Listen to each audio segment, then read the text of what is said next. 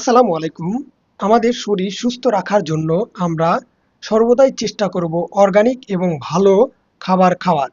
যথাসম্ভব চেষ্টা করব আমাদের যে তৈলাক্ত খাবার বা ফাস্ট ফুড জাতীয় যে খাবারগুলো খেলে আমাদের শরীরে অনেক ক্ষতির সম্মুখীন হতে হয়, এই সমস্ত খাবার খাওয়া থেকে আমরা বিরত থাকার চেষ্টা করব বা বিরত থাকব।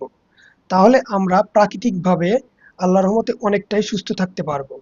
তো আমরা চেষ্টা করব যে খাবারগুলো খেলে আমাদের শরীর সুস্থ থাকবে, এই ধরনের খাবার খাওয়ার চেষ্টা করব এবং খাবো। যেমন অর্গানিক জাতীয় যে সমস্ত ফুড রয়েছে আমরা খাবো, তাহলে আল্লাহর রহমতে সুস্থ থাকতে পারবো। আর আমাদের জিহ্বাকে কন্ট্রোল করতে হবে, কারণ জিহ্বা যদি কন্ট্রোল থাকে তাহলে আপনার ওই যে তৈলাক্ত বা যে সমস্ত অপুষ্টিকর খাবার এগুলো আপনার কন্ট্রোলে রাখতে পারবেন।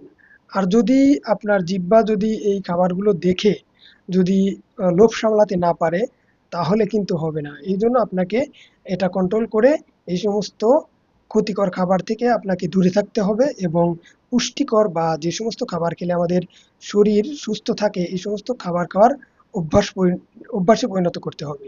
এতে আমাদের শরীর মন সবই সুস্থ থাকবে এবং আমরা প্রাকৃতিকভাবেই ভালো থাকবো।